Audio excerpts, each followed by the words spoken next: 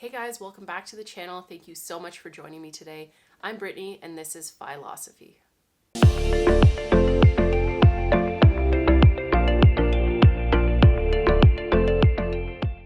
So today's video is all about something called FatFIRE.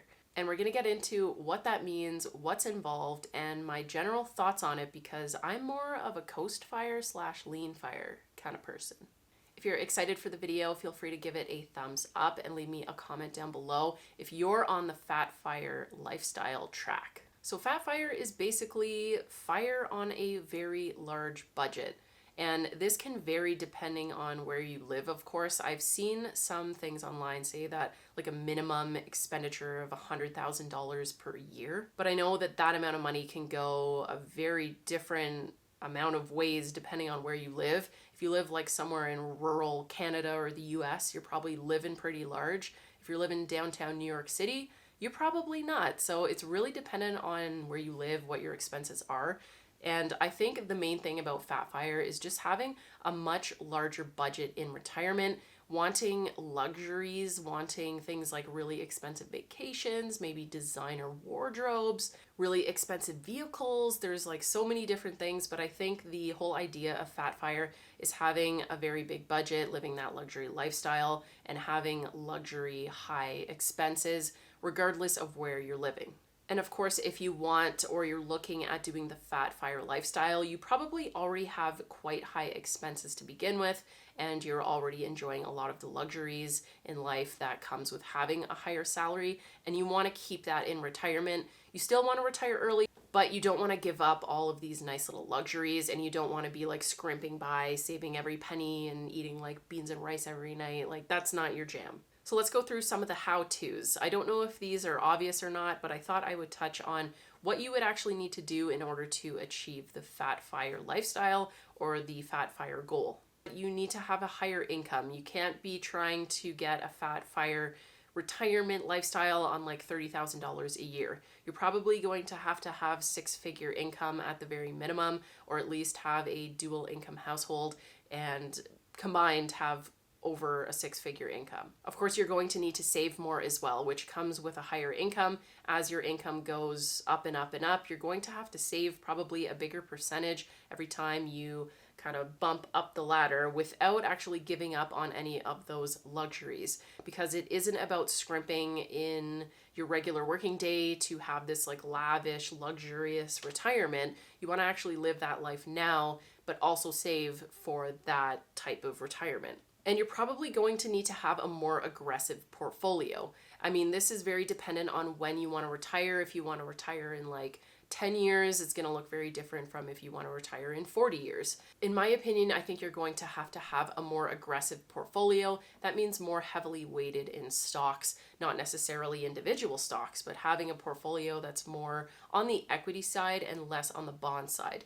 And this, of course, is dependent on how long your timeline is. But if you want to have that aggressive growth and you want to have that big number, let's say it's like 2.5 million in retirement, you might need to be more heavily weighted on the stock side of things. And that number, by the way, 2.5 million is one that I've seen thrown around quite a bit for the people who want to retire to the FatFIRE lifestyle. That's kind of a key, not a key, but like a starting place is to have that $2.5 million number. For me, on more of a lean fire / coast fire path, I've never really looked beyond $500,000. So you can see that's quite a bit more if you're going to be having those like luxurious 100,000 plus a year expenses. I did find a really cool FatFIRE specific calculator on the Wallet Burst website. I will link it down below if you guys want to play around with that and see what you'd actually need to save in order to hit that FatFIRE number. Now I'm just going to go into some ranting, some chatting about how I feel about the whole FatFIRE thing, because it's obviously not accessible to a very large portion of the world. This is really focused in on people who are high earners, and you just really can't do this on a low income no matter what. So I have no issues with this. I think if you're a high earner and this is the thing that you want to do, I think that is totally fine. Although in a little corner of my mind, I feel like it can come off as like really selfish and kind of wasteful. If you're giving to charity and you're like helping people out at the same time and you're still doing this kind of FatFIRE thing, I don't think there's an issue with that. But then there's the whole conversation around capitalism and how, you know, billionaires shouldn't even exist and there's only so much one person needs while a large portion of the population is going hungry. Does it really make economical or moral sense to be like hoarding all this wealth and just keeping it for yourself so that you can have all these like extremely luxurious experiences? That is maybe more of a philosophical discussion, and we're not going to get too deep into that. But me personally, I think if you are a high earner and you have expensive taste and you want to take really nice vacations and you want to just live that lifestyle, I don't see any harm in going ahead and reaching for that. But make sure that you're not losing sight of why you're actually on the FIRE path. Like, make sure it's not just like this greed thing or this you want to show other people how much money you have and how many things you can do. Make sure you're doing it for the right reasons, that these are actually things that are bringing you joy. These are things that if no one else knew that you were doing them, or if no one else could see you doing them, would they still matter to you? And I think that will change what you actually think is valuable to you or not.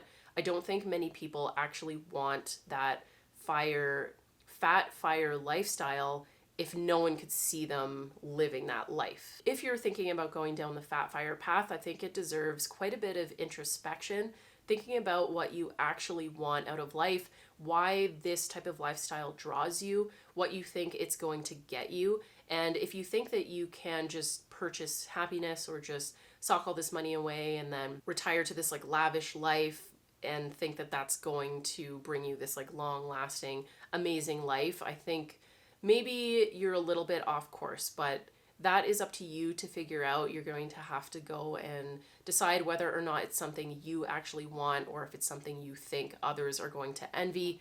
And by doing that, you know, you'll just be able to draw attention to yourself and have lots of friends and all that kind of thing. So those are my thoughts on FatFIRE. If you have anything to add, leave me a comment down below and I'll see you guys in the next one.